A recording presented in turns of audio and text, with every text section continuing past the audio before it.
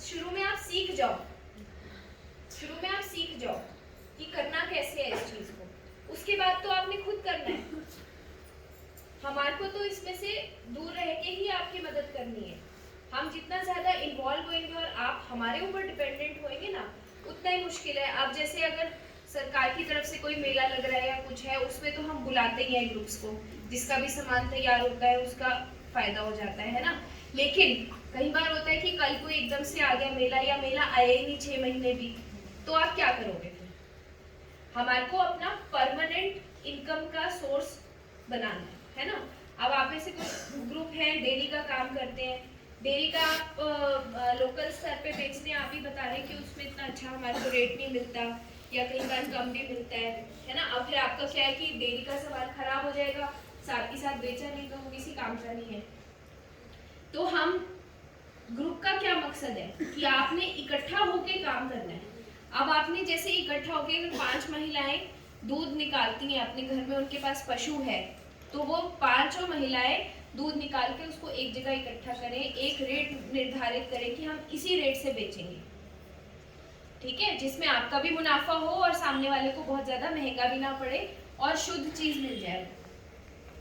तो इस तरह से हमारे को काम करना है। ग्रुप बनाने का मकसद ये है कि हम एकजुट होके, अब आप जब मासिक बचत करते हो तो आप कितना मतलब 10 रुपए से लेकर 100 रुपए तक जितनी भी जिसकी क्षमता है ग्रुप की, सब अपना बचत करते हैं, है ना। अब 10 रुपए अपने आप में तो कुछ भी नहीं है, पर जब वो 10 महिलाओं 20 महिलाओं का 10 रुपए हर महीने जुड़ेगा तो वो कुछ ना कुछ अमाउंट हमारा बन जाता है।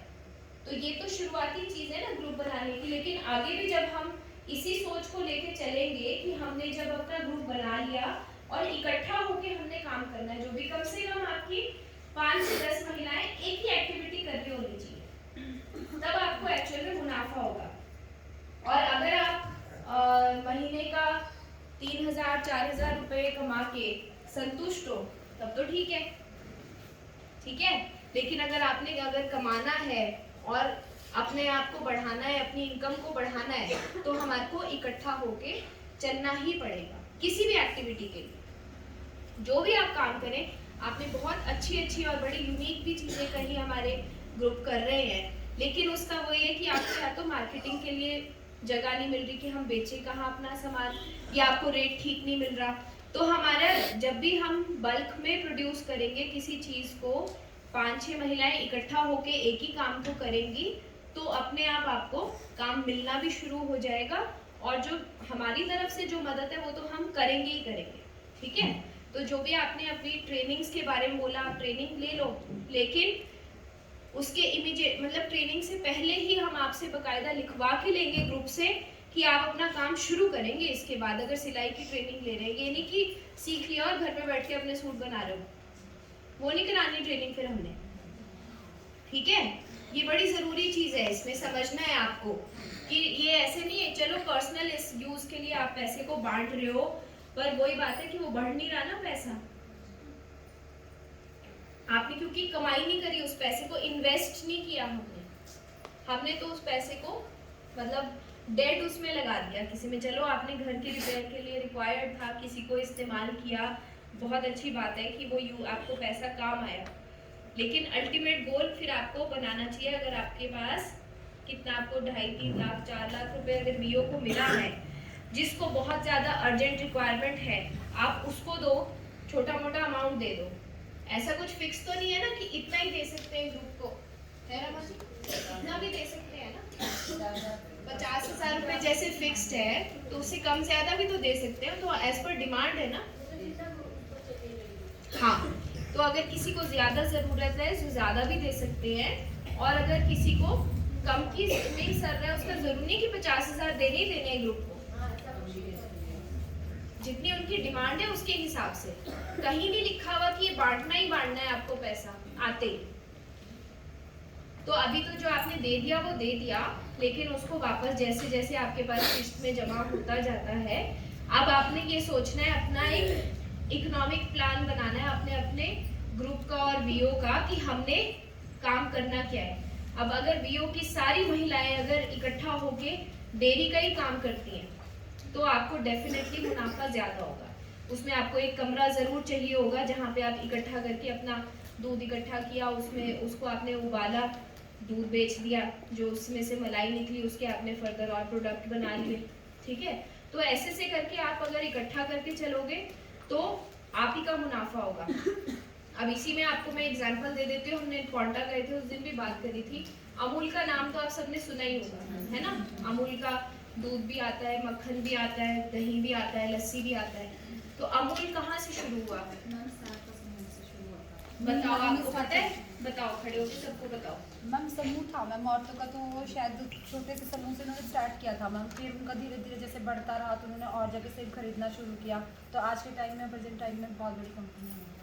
बिल्कुल, आप बिल्कुल ठीक बता रहे हो। इसको पर जो अमूल की कहानी है, आप सबके पास इंटरनेट है, सबने आज जाके पढ़ना है इसके बारे में कि स्वयं सहायता समूह ने कैसे शुरू किया और वो कैसे इस स्तर तक पहुंचे। एक लिज्जत पापड़ वाले नाम, हाँ वो भी है, लिज्जत पापड़ भी आपने खरीदा भी होगा बाजार से, वो भी स्वयं सहायता समूह की महिलाओं से ही शुरू हुआ था, ठीक है। तो आप भी वहां की सोच रखो ना कि हमने उस लेवल तक पहुंचना है। वो होगा तभी, बार बार मैं वही बोल रही हूँ, जब इकट्ठा होके एक काम, एक एक्टिविटी पकड़ोगे। ये नहीं कि अच्छा अब ये ट्रेनिंग कर ली, चल अब ये ट्रेनिंग कर लेते हैं, अब ये कर लिया, ऐसे नहीं। एक चीज बांधो और वही काम करो। फिर अपनी एक्टिविटी, अब जैसे मैंने शुरू में पहले जो बोले उन्हीं को ही कहा ना कि आपको एज बीओ के प्रधान आपको पता होना चाहिए आपके सारे ग्रुप ये हैं, क्या क्या एक्टिविटी कर रहे हैं ग्रुप वाइज, और हर एक ग्रुप को कुछ ना कुछ एक्टिविटी तो करनी है, अपनी इनकम जनरेट करनी शुरू करनी ही है। यही मकसद है इस प्रोग्राम कि सरकारी मदद कम से कम और अपनी मदद ज्यादा से ज्यादा, ठीक है।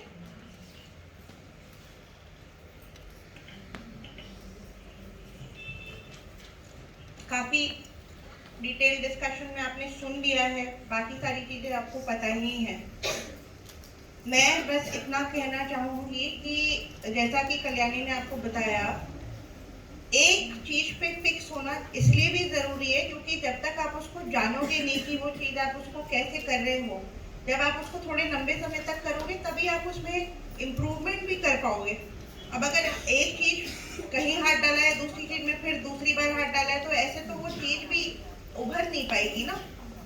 उभारना भी है, उसको अच्छा बनाना भी है और उसके तहत अपना बिजनेस भी करना है। तो ये मकसद है आज के कार्यक्रम का। जो मेन मोटिव था, जो मेन मकसद था, वो यही था कि बीओ को आपने एकजुट कैसे करना है। अभी तो सब ग्रुप अलग अलग काम कर रहे हैं, आप कोई एक एक्टिविटी पकड़ो, जो प्रधान है बीओ के, एक एक्टिविटी पे सारे ग्रुप को फोकस कराओ, बाकी वो कुछ भी करते रहें, वो कोई दिक्कत नहीं है। जैसे दूध की बात हुई, अमूल ने अपना कोऑपरेटिव बनाया पूरा, उन्होंने अपने मिल्क के प्रोडक्ट्स को बेचना शुरू किया, तो उसने एक चीज पे फोकस किया, उनका एक पूरा स्टेट लेवल का ऑर्गेनाइजेशन बना। आप सोचो, स्टेट लेवल के ऑर्गेनाइजेशन ने एक ही काम किया।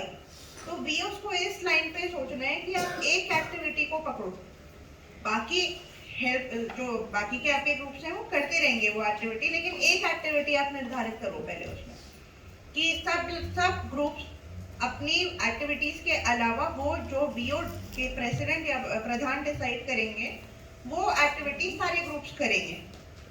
कुछ भी हो सकती है वो, जिसमें आपको लगता है कि आप माहिर हैं या जिसमें आपकी अवेलेबिलिटी वहाँ आपके लोकल में अगर रॉ मटेरियल अवेलेबल है, उसका कोई भी एक्टिविटी हो सकती है जिसमें आपको लगता है कि आप आसानी से उसका मटेरियल ला दोगे, उसको बना लोगे, उसको पैकेजिंग कर लोगे, इस तरह का कुछ भी आप सोच सकते हो।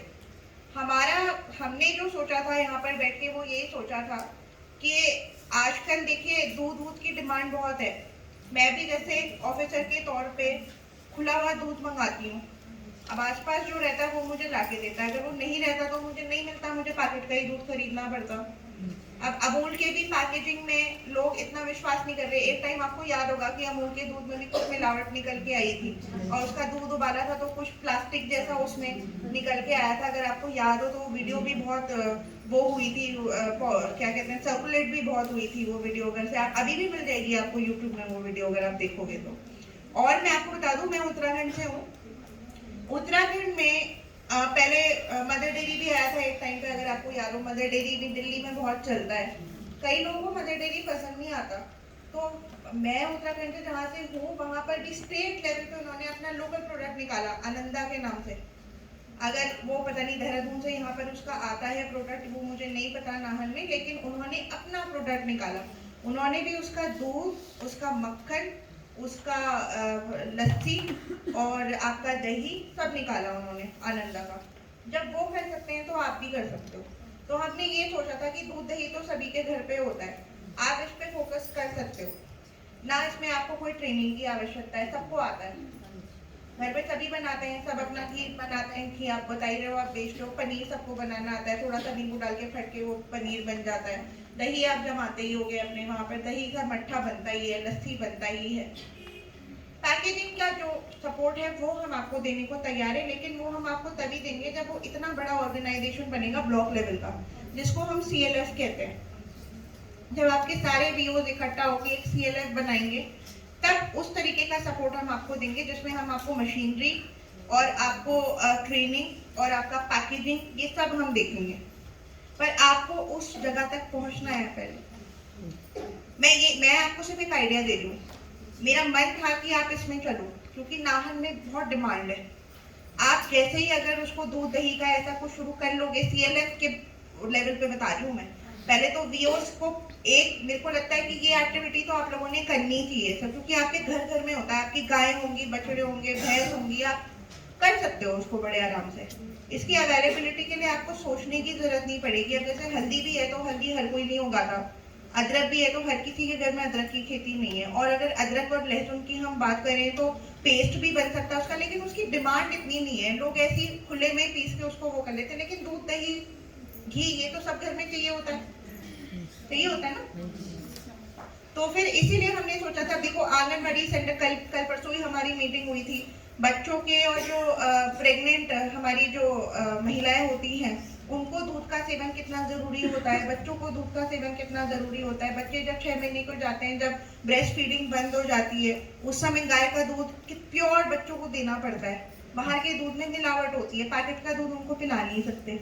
आप प्योर दूध बनाओगे, फिर हम आपको ये सारी चीजें हम प्रोवाइड कर सकते हैं। आपका गाड़ी कैसे ट्रांसपोर्ट करना है, उसमें फिर हम आपको किसी NGO से भी जुड़वा सकते हैं, वो आपका बाकी का चीजें देख सकते हैं। आप पहले उस लेवल तक पहुंचो, हमारा कहने का मतलब ये है। उसके लिए आपने मेहनत करनी पड़ेगी। मैं और कल्याणी आज यहाँ बैठे तो हम भी अपनी मेहनत से बैठे हैं। हम जानते हैं हमने कैसे दिन रात एक करके पढ़ाई करी, हम कभी बात भी करते हैं साथ में बैठ के, तो मतलब आप विश्वास नहीं करेंगे, कई बार ऐसा भी होता था कि हमको खाने को नहीं मिलता था, हम भी बहुत भागे। दिल्ली में हम दोनों ने पढ़ाई करी अपनी, तो हमने भी खुद अपने लिए मेहनत करी। जब आप उस तरह की मेहनत करोगे तभी आप ऊपर जाके सोच पाओगे। आप जब वो मेहनत को आप याद करके, वो हमेशा आपका भरोसा और आपका हमेशा वो आत्मविश्वास बनेगी और आत्मसम्मान भी बनेगी। तो ऐसा आपने सोचना है और बिल्कुल खुश रहना है, और प्रधान जी की तरह एकदम आगे बढ़ते बढ़ते दूसरों को खुशी खुशी बताते। देखो अपने हंसी, जो उनके मुख में जो हंसी है, उसी से वो कितने लोगों को अट्रैक्ट कर लेती होंगी। कभी दुकान में बैठेंगी तो 10 लोग, 10 क्या 1000 लोग आ जाएंगे उनके पास उनकी हंसी देखने, है ना। तो हंसता हुआ चेहरा हमेशा रखना है, हिम्मत नहीं हारनी है। जहाँ भी आपको मदद की जरूरत है, छोटी बड़ी, हम बैठे हैं, हम आपके लिए बैठे हैं। आप, इसीलिए मैंने आपको यहाँ पर बुलाया, ये बताने के लिए कि हम हमेशा आपके साथ हैं। मेरा ट्रांसफर बेशक हो जाएगा, कल्याणी भी हो सकता है ट्रांसफर अगर आगे जाके हो जाती है, हम तब भी आपके साथ बने रहेंगे। कभी आपको जरूरत पड़ेगी, फोन नंबर आपके पास हमेशा हमारा रहेगा। जो भी ऑफिसर होगा वो ढूंढने भी आएगा, मैं तो फोन करके बोल ही सकती हूँ ना। तो इसलिए ये नहीं आपने कभी सोचना कि हम चले गए तो आपका सपोर्ट सिस्टम खत्म हो गया। हम हमेशा आपके साथ बने रहेंगे। इसीलिए हमने आपको इतनी दूर से ये कहने के लिए यहाँ बुलाया है कि आप बढ़ते रहो और एक चीज पकड़ो, दूध दही के बारे में सोच लेना एक बार, आराम से सोच के बताना सारे VOs प्रेसिडेंट, अगर उसमें कर सकते हैं तो हम इसको बहुत आगे तक ले जा सकते हैं। हमारे नाहन का भी एक लोकल प्रोडक्ट हो जाएगा और आपको पता नहीं, क्या पता वो स्टेट लेवल तक हो जाए, है ना। अभी कोशिश ऐसी चल रही है ना कि जो आंगनवाड़ियों में बच्चों को और प्रेग्नेंट लेडीज को जो दिया जाता है ना, पोषण आहार दिया जाता है, जो पोषण अभियान के तहत, उसमें ये कोशिश हो रही है कि लोकल लेवल पे आप ही लोगों से खरीदा जाए और वही बच्चों को खिलाया भी जा सके। तो वो तो अभी चलो प्रोसेस में है, अगर वो कहाँ तक पहुँचता है, पर तभी आपको तैयार कर रहे हैं उस चीज़ के लिए। ठीक है, कि आप थोड़ा सा एक एक्टिविटी, पर्टिकुलर एक्टिविटी की तरफ सोचना, अपना झुकाव बनाना शुरू करो। इसके साथ साथ ही आपकी जैसे सामाजिक भी जो जिम्मेदारी है कि वो भी थोड़ा हाँ, कि आपका प्रेग्नेंट लेडीज जहाँ जहाँ पे जिस गांव में है उनको ढंग से पूरी जानकारी देना कि क्या क्या उस टाइम पे आहार खाने होते हैं। वैसे तो आपकी आशा वर्कर, आंगनबाड़ी वर्कर ये सब काम करते ही हैं। कितने लोग अभी छोटे बच्चे हैं जिनके 1 से 2 साल के कोई है यहाँ तुम्हारी लेडीज जिनका छोटा बेबी, कितने हाथ उठाओ, हाथ उठाओ। कितने, क्या 1-2 साल के बच्चे आप लोग हैं? उठ के बताओ। हाँ, खड़े हो जाओ तुम। 2 साल। तो आपको आंगनबाड़ी से और आशा वर्कर से क्या मदद मिली जब से आप प्रेग्नेंट हुए उसके बाद से? थोड़ा सा बताओ अपना एक्सपीरियंस। इन प्रेगनेंसी में वो लोग घर पे आके चेक करते थे कि हमारा क्या कुछ हम खा रहे हैं, हमारी जो भी हम चेकअप करवा रहे हैं हॉस्पिटल से, या वो सारी रिपोर्ट्स वो चेक करते थे। फिर फोन आता था? आशा वर्कर। फोन आता था? फोन? हाँ जी, फोन भी करते थे। कितनी बार आए वो आपके घर जब आप प्रेग्नेंट थे? प्रेगनेंसी में वो 3 बार आए। 3 बार आए, ठीक है। क्या क्या बताया उन्होंने आपको? अब वो टैबलेट्स वगैरह दे के गए? हाँ जी, आयरन कैल्शियम वो दे के ठीक गए। है। हाँ जी। फिर फिर बाकी वो जैसे हम मंथली चेकअप के लिए आते थे, फिर भी वो कहीं पे भी मिलते थे तो वो देखते थे, पूछते थे कि क्या डॉक्टर ने कहा, क्या क्या रिपोर्ट्स में है। टीका वीका लगाया हाँ जी, हॉस्पिटल जाके? वो बताया था उन्होंने आपको? हाँ जी, टीका कब लगाना है? हाँ जी। और फिर उसके बाद बच्चा हो गया फिर वेट के लिए, बच्चे का वेट करने के लिए मंथली आते थे जब बच्चा छोटा था। अब वो वहीं बुलाते हैं कि आंगनबाड़ी में वो वेट आपको एक के कार्ड बाद दिया होगा उन्होंने, उसमें वो हाँ जी। लिख के जाते होंगे? वो लिख के लिख जाते के जाते थे। बच्चे के टीका वगैरह वो बताया? वो बताते थे, पहले दिन बता देते थे कि लगवा किसी- दिए सारे टीके? हाँ जी। ठीक है, बहुत बढ़िया। और आपको वो पोषण का आहार, वो सामग्री दी उन्होंने आपको? वो आंगनबाड़ी से मिलती है। ठीक है। क्या क्या बच्चे- मिलता है उसमें? और इसमें न्यूट्रीमिक्स होता है, दलिया होता है, अच्छा। चने होते हैं बच्चे के लिए, दाल होती है मूंग की दाल, अच्छा, very good। तेल वेल भी तो देते हैं वो? तेल, चावल, वगैरह? चीनी वगैरह सब चीज़ें। चलो ठीक है। तो आपको पता है कि बच्चे को, अभी बच्चा कितने साल का है आपका? 2 साल। 2 साल का बच्चा है। 6 महीने के बाद आपने उसको क्या देना शुरू किया खाने में? मैम जैसे दाल का पानी हो गया, लिक्विड चीज़ें, मतलब पतला सा दलिया हो गया, इस तरह का। और खिचड़ी दलिया के अलावा खिचड़ी दलिया, बस यही देते थे। आलू वालू और उबला हुआ आलू। फल सब्जी? फल सब्जी में क्या देते थे? मैश करके, जैसे फल हो गए, फ्रूट हो गया। आपको पता था ये बात या बताई थी? मैम थोड़ा बहुत पता था, बाकी आशा वर्करों ने घर में सभी लोग जागरूक करते हैं। हाँ, ये बहुत अच्छी बात है कि ये सबको पता है ना, ये सभी ने अपने बच्चों के लिए फॉलो किया है। सबके घर में आशा वर्कर्स आए थे, आंगनबाड़ी वर्कर से सबको राशन मिला है, बच्चे का वेट सबको पता है ना कि कितना होना चाहिए, कितना क्या है, टीका वीका सबके बच्चों को लगा है। Very good. तो आपने अब क्योंकि खुद कर लिया है, बाकी की लेडीज को बताने की भी जिम्मेदारी आप लोग की, आस पड़ोस। मैं ये नहीं कह रही कि सब जगह, पर जितनी भी लेडीज आपसे जुड़ी हुई है उनको बताना, जो नई माताएं बनेंगी अब, या बनने जा रही हैं या बन चुकी हैं। क्योंकि हम देख रहे हैं कि कुपोषण का जो ट्रेंड है वो हमारे स्टेट में बढ़ रहा है, हमारे राज्यों में बढ़ रहा है, उसको कम करना है। और एनीमिया के बारे में कितने लोगों को पता है? जरा हाथ उठाओ। एनीमिया एक ही जने को पता है? एनीमिया क्या होता है? एनीमिया बताओ। हीमोग्लोबिन की कमी होना, खून की कमी होना, खून की कमी होना मैम। क्यों होती है? मैम ये जैसे हम आयरन वगैरह नहीं रखते सही से, जैसे हरी सब्जियां वगैरह है, और क्या बोलते हैं खून बढ़ाने की चीज़ें जैसे फ्रूट्स वगैरह होते हैं कम यूज़ करते हैं, या जब प्रेगनेंसी होती है उस टाइम भी हम मतलब आयरन कैल्शियम यूज़ नहीं करते, तो बच्चा फिर उस टाइम वो करता है, फिर उस वजह से भी जाती है। बहुत कारण होते हैं मैम इस चीज़ के। अच्छा, अब चलो अब बैठो। कितने लोगों की लड़कियां हैं जो अभी छोटी बेटियां, कितनी लोग माताओं की हैं हमारे यहाँ, कितनी बहनों की? 10 से 15 साल के बीच में। हाँ, 9 से लेके 9 साल से ऊपर 9 साल से बहुत लोग हैं। ठीक है, नीचे कर लो। हाँ, देखो आप लोग को ये समझना भी बहुत जरूरी है। आप लोगों को मैं इसलिए बता रही हूँ कि आपसे आगे भी महिलाएं जुड़ेंगी, जिनकी भी बेटियां हैं। आपको जानते ही कि मेंस्ट्रुएशन होता है, हमको महीना लगता है हमें, उसमें भी एनीमिया की कंडीशन कभी कभी हो जाती है जब रिसाव ज़्यादा होता है या कुछ इस तरह की चीज़ें होती हैं। तो ये खुले में आपने अपने बच्चों के साथ डिस्कस करना है, मतलब कि बिल्कुल उनके मन की दुविधा, उनका ट्रैक आपने होना चाहिए एज मदर भी, और साथ ही आपने ऑल लेडीज को भी ये बताना है कि अगर से बहुत ज़्यादा रिसाव है तो उसमें क्या क्या खाना चाहिए, और उस समय क्योंकि वीकनेस ज़्यादा होती है तो आयरन अगर टैबलेट्स लेना है या प्रॉब्लम आप लोहे की कढ़ाई में बना के खाना खा सकते हैं, बच्चों को भी खिला सकते हैं। ये जो बेटियां होती हैं हमारी 9 साल से ऊपर जिनका रिसाव शुरू हो जाता है, उनको आयरन की लोहे की कढ़ाई में खाना, लोहे के बर्तनों में खाना पका के खिलाना, ये ज़रूरी चीज़ें हैं जो आपने ध्यान रखनी है। साथ ही क्योंकि बहुत जगह देखा गया है, मुझे नहीं पता कि नाहन में ऐसा है या नहीं है, 15-16 साल की उम्र में लड़कियों की शादी हो जाती है। आप लोग की भी बहुत जल्दी हो गई होगी। कितने लोगों की शादी 15-16 साल की उम्र में, 18 साल से कम की उम्र में? कितने लोगों की हुई? पुराने वाले हैं यहाँ इतने जो बैठे हैं, सबकी शादी 18 से ऊपर हुई। और बेटी 30 के बाद 25 के बाद। Very good. अच्छा, दूसरा बच्चा कितना गैप होना चाहिए दूसरे बच्चे में? 3 साल। वेरी गुड, पता है, अच्छी बात है, बहुत बहुत अच्छी बात है, बहुत अच्छी बात है। यही चीजें आपने आगे भी बतानी है, अपने बच्चों को भी समझानी है, और उनके बच्चों, आपके बच्चों ने अपने बच्चों को भी समझानी है, ठीक है? खासकर लड़कियों को आपने उनको बताना है कि उनके खाने पीने का शुरू से ध्यान रखना आपकी जिम्मेदारी है एक माँ होने के नाते, और फिर आगे जाके उनके जो बच्चे होंगे उनको भी आपने अभी से ही सिखाना है कि अपने बच्चों का उन्होंने कैसे ध्यान रखना है। तो सिर्फ आशा वर्कर्स की जिम्मेदारी नहीं है ये हम सबका वो है, एक दायित्व है जैसे कहना चाहिए। जब स्वयं सहायता समूह बनाया जाता है ना, सबसे बड़ा तो चलो मकसद उसका है ये कि आप आर्थिक स्तर पे इंडिपेंडेंट हो जाएं, अपनी कमाई आप खुद कर रहे हो, वो तो है ही है, लेकिन उसके साथ साथ कि सामाजिक सशक्तिकरण भी हो हर महिला का।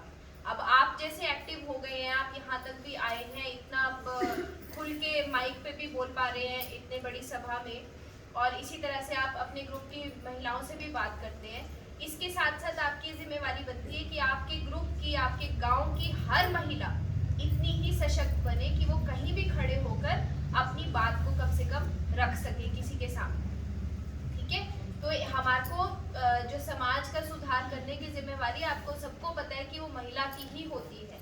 महिला अगर समाज को ठीक रखेगी तो समाज हमारा हमेशा ही सही रहेगा और महिलाओं की उसमें इज्जत भी रहेगी, सक्षम और सशक्त रहेगा। सशक्तिकरण की हम बात करते हैं तो आप ही बना सकते हो समाज को भी सशक्त, ठीक है? तो ये सब चलो, मेरे को बहुत खुशी है इस बात की कि आप लोग सब जानते ही हैं छोटी छोटी बातें, तो मुझे आप लोग को समझाने की जरूरत नहीं है। इतना ही कहूंगी कि पहले जो बातें हमने आपको, अब आपके तो खाने पी के सोने की टाइम हो गया है शायद, मुझे लगता है नींद आने लग गई है, तो हम आपको रिलीज कर देंगे 5 मिनट में, ठीक है? तो 2 बातें बोलूंगी आपको। बीओस को एक चीज निर्धारित करनी है और एकजुट करना है सबको, ठीक है? दूसरी चीज ये है कि महिलाओं को आपने उठाना है, खुद तो आप अभी भी एम्पावर्ड हो, आप अगर इस प्लेटफॉर्म में आके बोल पा रहे हैं तो मैं मानूंगी कि आप सशक्त हैं, आप मेरे बराबर ही हैं, ठीक है? मैं ये मानूंगी।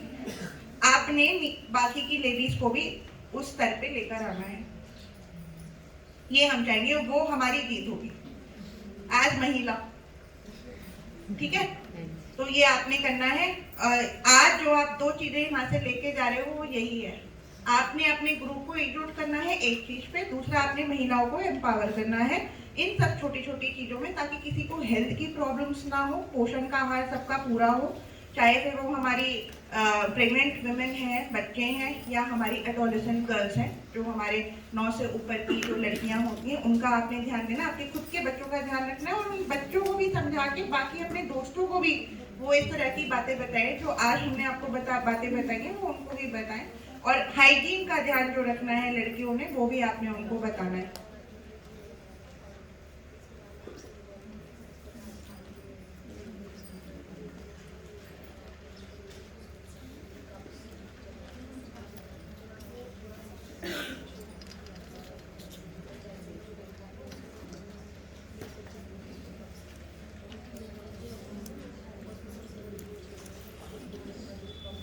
इसके बारे में सोचेंगे, आज नहीं डिस्कस करते, उसके बारे में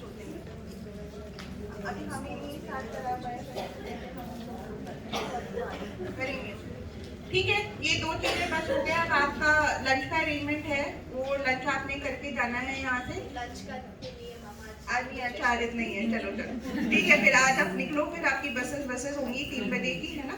तो ये आप नहीं करना है। हम दोबारा से ऐसा कोई कार्यक्रम रख लेंगे, आप अपना डिमांड हमको भेज देना। अगर से आप आ सकोगे तो हम फिर से रख लेंगे। आपके प्रधान जी आपके वहाँ हम आएंगे एक बार, ठीक है। हाँ, वहाँ हम आएंगे। और आप लोग अपना ध्यान रखें, इसी तरह से आगे बढ़ते रहे। बच्चों का भी आपने ध्यान देना है, और जो आपके वहाँ प्रेग्नेंट लेडीज हैं उनको आपने थोड़ा ध्यान रखना है, ठीक है। थैंक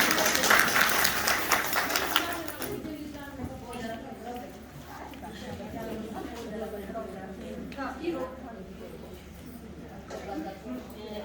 एडीसी मैम और पीओ मैम जी, आप लोगों का और यहाँ पर बैठे बहुत ही आदर के योग्य हमारे ब्लॉक समिति से आए एलएसयू मैम, और ये दूसरे मैम उनसे रेनू मैम जी, और दूसरे यहाँ अच्छा एलएसयू मैम जी है और सॉरी आपके बारे में जानकारी नहीं थी। तो वैसे समस्त बहनें और आप सबसे पहले तो आप लोग इन दोनों का इतना दिल की गहराइयों से आपका हार्दिक स्वागत करते हैं, अभिनंदन करते हैं कि आप लोगों ने अपना कीमती समय देके हमारे बीच ये इतने अच्छे सुझाव दिए, इतनी अच्छी बातें कही जो हम सबके दिलों को छू गई। तो इसके लिए हम आपसे आग्रह भी करते हैं कि आप लोग हमारी पंचायत में जरूर आएंगे, और हमें बहुत इससे आपका ये रहेगा कि आप लोग कब हमारी पंचायत में आएंगे, और फिर वहाँ पे आप लोग वहाँ आगे हमें क्या क्या सुझाव देंगे। अब हम आपका बस- तो निवारण करने बस आप इसी तरह से एक्टिव रहे तो मैं हर किसी की पंचायत में आऊंगी। बिल्कुल आएंगे, और सभी इसलिए अधिक समय ना लेती हुई आप लोगों का बहुत बहुत धन्यवाद, हार्दिक अभिनंदन, धन्यवाद।